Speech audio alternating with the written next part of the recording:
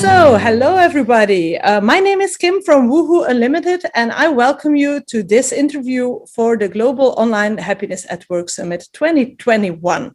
And today I have this wonderful lady to interview. She's called Janice Litvin. She's the author of a book called Burnout Toolkit, and I'm very excited to meet her and to propose and to ask all my questions to her about what is that burnout thing and how can we avoid it. So, Janice, welcome. Could you please present yourself? Sure. Thank you for having me, Kim. I'm so delighted to be here. As Kim said, my name is Janice Litvin. I wrote this book, Burnout Toolkit, last year. Before that, I had been working on several clients that had been presenting workshops on stress and burnout. And my methodology is based on something called cognitive behavior therapy, which says you can change your reactions to stress. And that's my mission, is to help leaders and teams banish burnout in their organizations. That's such a cool mission. And now the word burnout is already out, of course. What is the state of the workplace at this time? How is burnout doing at your place in America, Janice?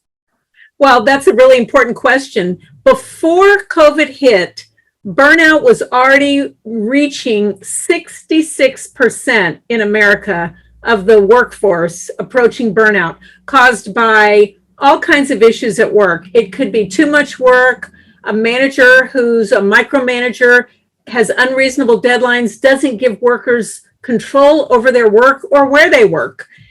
Since the COVID, of course, the COVID had some silver linings and some negative effects. Some of the silver linings, and I ask this question all the time in my workshops, people didn't have to commute, people weren't having to buy gas, they spent more time with their family, they could cook more. On the other side of that silver lining is they had to stop, parents had to stop work in the middle of the day to help the younger children log on to their schoolwork and then do their schoolwork. And many parents were having to go back to their home office after dinner and work until 10 o'clock or midnight because they had to catch up on all the things they didn't get done during the hours they were helping their children. So now, according to Deloitte, that number is up to 77%. Whoa, that's a big number. And all the things you mentioned, like where we're not very happy workplaces, neither. So I hope that your mission to make people healthier and so happier at work, and our mission to make happiness at work the most normal thing on earth, that we can join forces. And I'm so curious, Janice, what you have to offer and how we can prevent or minimize the risks of burnout. So what can you tell us about that? Well, that's a very interesting question too. So burnout, of course, only I and you can manage my reactions to stress. However, if a workplace is highly stressful, then the leaders of that organization and the managers have a part to play. So what I've been thinking about lately is how we can work together, leaders and workers, to create a workplace that's not so stressful. So it starts at the top, of course. The C-suite has to understand that if you're asking people to work more than 8 or 10 hours a day for many, many, many, many months, you're going to burn your people out. They won't be as productive. They won't be as creative in their problem solving. They'll be exhausted. I remember having one client saying to me one day, I don't know what to do. My boss expects me to be on call on email 24/7. Whoa. I said, the best thing you can do is communicate with your boss the scientific evidence that proves that overwork causes less productivity and impacts the bottom line. And it worked out for your client? She never wrote me back, but I assume it did. Yeah, of course. Yeah, true. So it's cool that you call it the joint responsibility from the worker, the co-workers, and the top level. Now, you talked about it. Best way is coming top down. Now, if my boss or my company is not open for it, or doesn't understand, or doesn't want to understand, can I do something for myself? Absolutely. There's many things you can do. First of all, we do take responsibility. So a boss can't read your mind. They don't know when you're burning out. I mean, a really, really, really good boss who's in tune to you and has a high degree of emotional intelligence can tell when you're stressed. They can tell when you're not yourself. However, if your boss was promoted like many bosses without a lot of proper training and they're promoted for technical skills rather than emotional intelligence, then it's up to us to let them know. So that's the trick, is how do you let them know when you're stressed without seeming like a complainer? The best thing you can do is say, when they come to you with a special new project and they're all excited, you can say, I'm very excited too about this special new project. I have all these virtual piles on my desk and I'm already working 8 to 10 hours a day. While I'm excited about your new project, something's got to give. Either offload one of my other projects or change my deadlines. And then I'll be happy and excited to join you on this new project. And that's so it's about pushing back in a polite way. Yeah, and it's a positive way of putting it, because we see often, and I think you can relate to that. We see often people who get too far and work too hard and for too long, and then at a certain point they get the question of their boss, "Could you take this project with you?" And then the boss gets like, "No, what do you think? I'm not able to do that."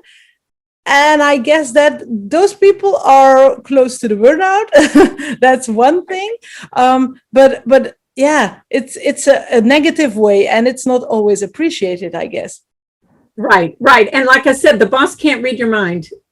Yeah. I mean, like I said, if they're not as emotionally intelligent, they may not realize just how difficult your current project is. A good manager is checking in with their people every Monday or something, or every Friday, whenever it is, and saying, what are you working on? How's it going? Do you need any help or support? What information do you need? What obstacles are you encountering? How can I help you make your project run smoothly?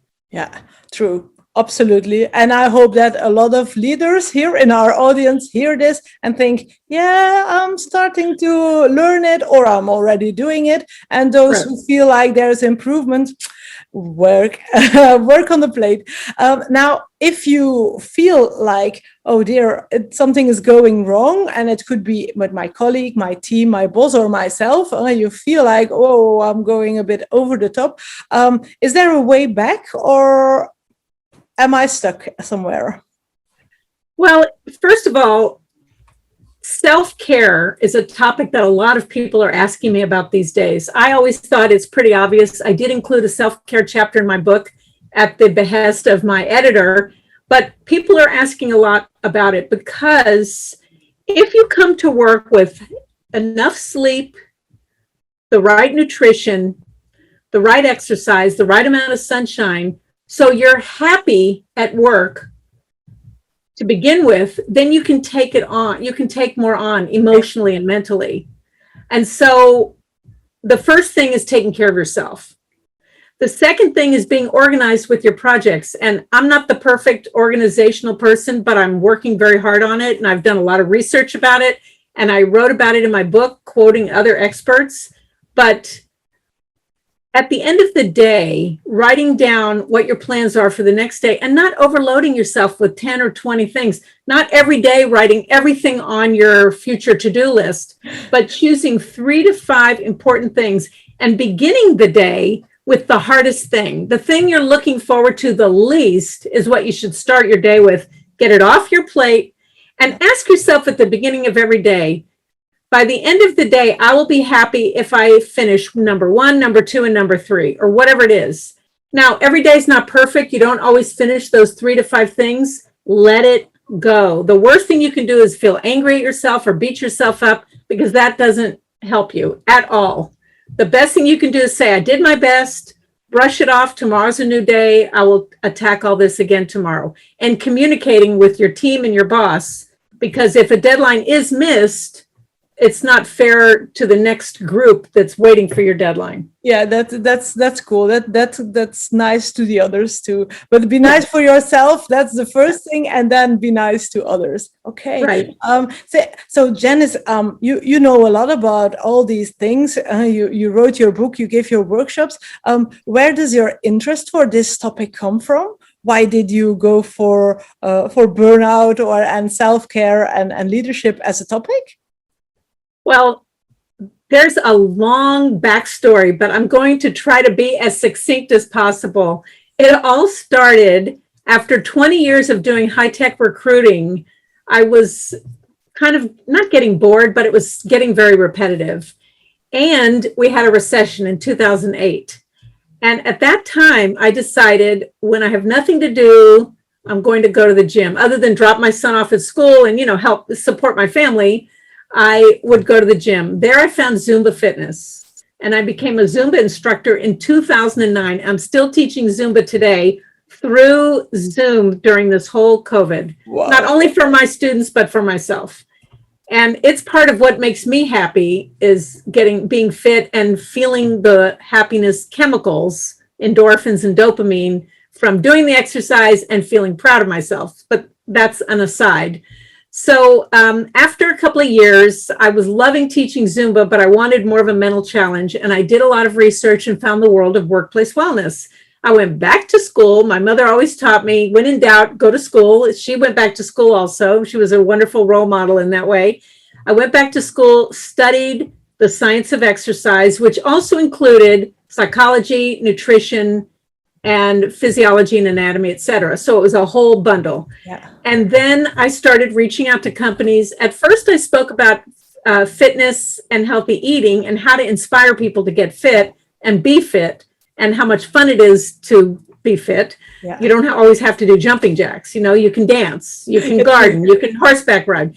And then a client, and I was doing stress workshops, but not in the way I'm doing them today. I did more of a basic, be aware of yourself. And then there were different physical stress techniques you could do.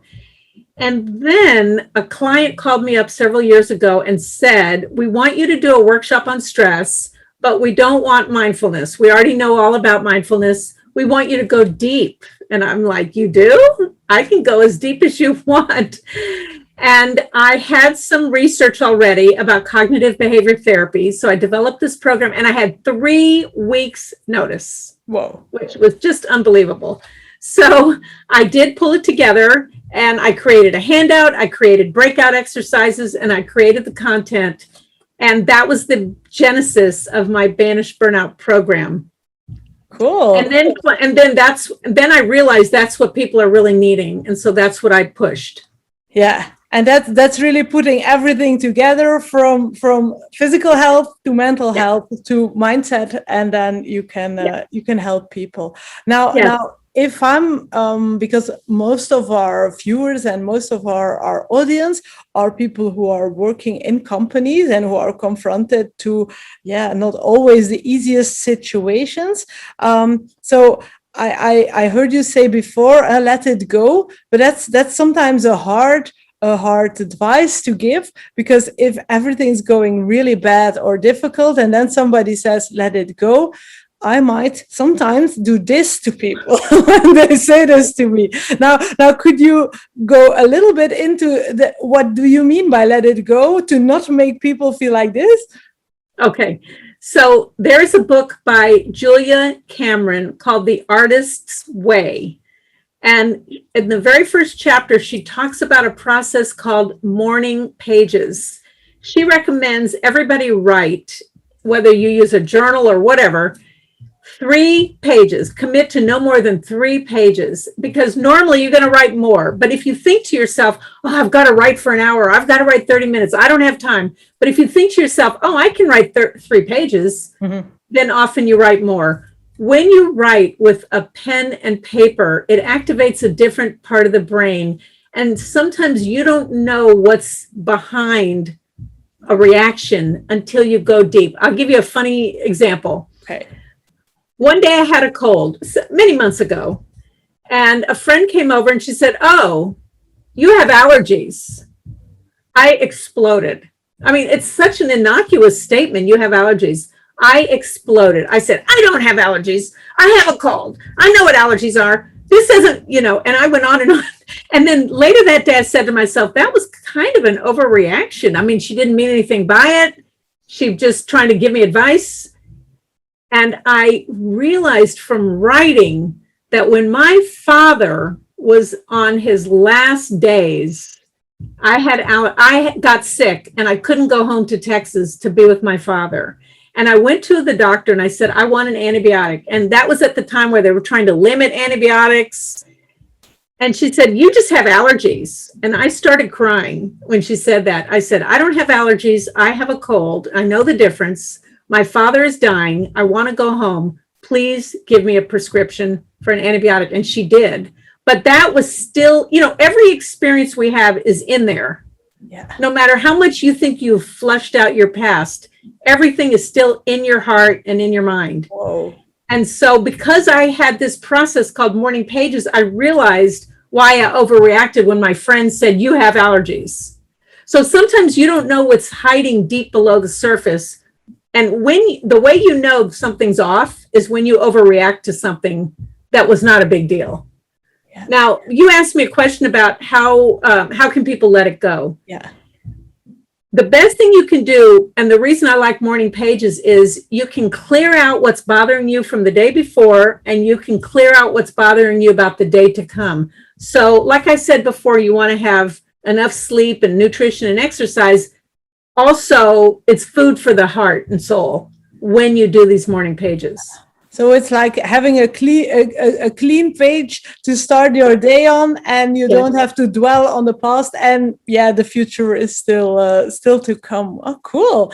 I'm just thinking now we are on the Happiness at Work Summit. So and we started a little bit this interview on what's the state of the workplace. Is it going good or bad with people in the workplace? Now we try to make happier workplaces. Is banishing burnout making people happier at work, creating happier workplaces? Well, what's happening in America as a result of the COVID, well, as you know, and the whole world knows, the world shut down in March of 2020.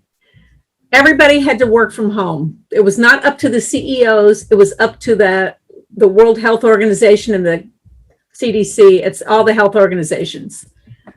Now, what's happening is that some CEOs are requiring people come back to work with a vaccine. Now, some people, I'm pro-vaccine, but not everybody is. Mm-hmm. And everyone has a right to their opinion. So what do? In Houston, where I'm from, just a few weeks ago, a very world-renowned hospital, Methodist Hospital in Houston, where DeBakey did his famous first heart transplant, very famous hospital, fired some employees because they did not want to get the vaccine.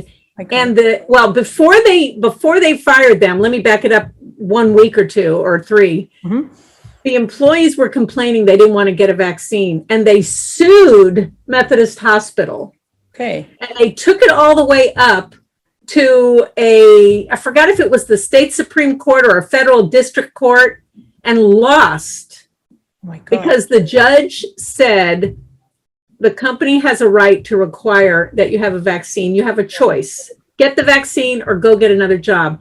And the day after that decision came down, the hospital said, make that decision, otherwise you're out of here. Yeah. And so I'm mixed about what happened. But in a hospital, of course, you're confronting other sick people. And if you are carrying the vaccine, obviously it's not going to be healthy. Mm-hmm. But anyway, so that's one thing, is how companies are trying to deal with, should we require people come back to work? Do they have to come back full time? Do they have to have the vaccine? Do we have to wear masks? Are they going to have plexiglass over their face if they don't get the vaccine? How are we going to know are you going to wear a badge that said, I got the vaccine? How are you? It's very complicated. Are we going to be on the honor system? Because we still don't know, the world, mm-hmm. still don't know the whole impact. Is there going to be another Delta virus that's going to impact us this winter when we have our next round of flus? Is it going to be worse because of the COVID? We don't know. No. That's one of the most stressful contributors to burnout is lack of knowledge. Yeah. And we just don't know. So we're going to have to be easy on ourselves as companies and give employees the option to work hybrid. Come into work 1 or 2 days a week, work from home 1 or 2 days a week. You know, we still have lives and we have to be sensitive. We don't want people to completely miss those water cooler moments by interacting with the people on their team, but we also don't want to stress them out and make them commute 3 hours a day. No. I don't think that's right either. Yeah. So yeah, there's a bit the feeling now that we have to be nice to each other, or nice for our coworkers, and create in this way like a platform where we will see what will be happening in the next few months. I want to tell you a saying I made up several months ago that applies to your happiness summit. Happy employees make a healthy bottom line. Happy employees make a healthy company. When your employees are happy, they will go that extra mile for you. When they align with the mission and values of your company and they're on board, yes, they'll work extra hard for you upon occasion because they're motivated and because you treat them well and you make them happy by the way you treat them. And then your bottom line will be better because they'll treat your customers better. They'll do more creative work and they'll work hard. And would the opposite work also, that healthy people are happier people? I believe that. I absolutely believe that healthy people are happy. Yes. Yeah. Now I want to say one thing about happiness, and I do blog about this. I think about this topic a lot. There are people with a clinical condition called clinical depression. Mm-hmm. Their brain, and I spoke to a friend of mine who since overcame his depression through the help of a psychiatrist, and he described it as waking up every day as if the fog was over his mind and body. And no matter how much he didn't want the fog to be there, it was a biochemical imbalance in his brain. That kind of person, you can't just say, oh, eat healthy and get sleep, you're going to be happy. No. That's not realistic. So for that kind of person, I have a huge amount of respect, how stressful that is on yourself, but I would hope that you would get the kind of help you need. Yeah. You know, when you break an arm, you go to the doctor and get the bone set. When you're not feeling well mentally, you need to get help. Yeah, okay. And their companies can also take their responsibilities to offer help or to offer an environment where people can admit that they are not feeling well too, because that's not always the case in workplaces. People hide a lot behind masks, and literally masked the last few months. Yeah. But they hide a lot. And I think if there's more openness, like you said in the beginning, and there's more communication, that I think that we can at one time banish burnout a little bit more and be happier and healthier at work. So Janice, just one thing on going out on this interview. Is there just one ultimate thing you want to share with our audience? Oh my God, there's so much. Yeah, you can choose. Well, just finishing this thought about mental health, yes. There's still a huge stigma against mental health. I've also blogged about this and been interviewed about this.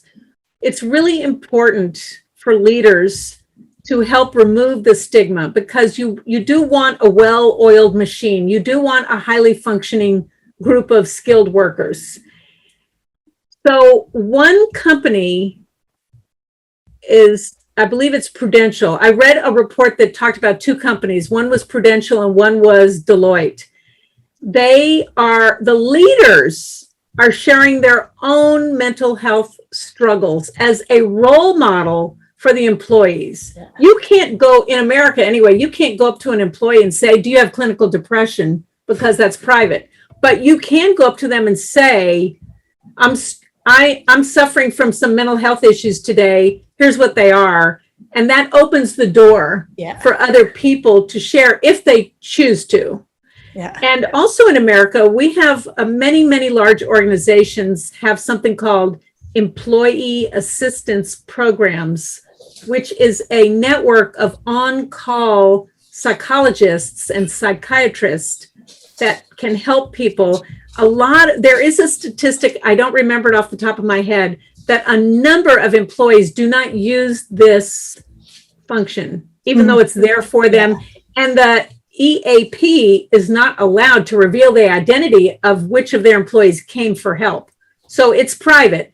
But the point is, we want to encourage people to get help. Okay. The other thing is, when a manager notices an employee acting out of sorts, exhibiting aberrant behavior, it's really important to take them aside privately and say, how are you doing? How's everything going? Yeah. It seems that you're just not yourself lately. What do you need? What can I do to help you? Come with empathy and a true loving heart of wanting to help, rather than you're not getting your work done, but rather, I see you're not yourself. What can I do to help you? And what resources do you need? Do you need time off? Do you need to, do you have a sick, is Billy sick? Theoretically, you know the names of your employees' children. I know Billy broke his leg last week. How's he doing? I know you were dealing with your mother-in-law and her hospital. And how's that going? Is everything okay? You have to have a holistic approach to employees because they're not machines. They're human beings. Happily, we are human beings and we want to stay like that. Okay, Janice, we come to the end of this interview. So I want to thank you very, very much for your time, for your enthusiasm, for everything you shared with us. So I hope one day I might meet you I hope so too. Because I really think we can still learn and talk a long time from each other. So thank you very much. I have a free gift for your listeners and viewers. Okay. So in order to get more information about my workshops, my Banish Burnout workshops and my book, go to janicelitvin.com. And I know Kim will put my web address in the show notes. Yes. And you can download a free chapter of the book. The webpage for the book is called Book. It's pretty easy and logical. Scroll down to the bottom and you can put in your information and download a free chapter of the book. And I'm available for workshops. What a beautiful offer you give to all our viewers, Janice. We'll put everything right on the video so that people find it very easily. Thank you very much and hope to see you one day. Thank you so much for having me. I enjoyed it, Kim. Bye. Bye.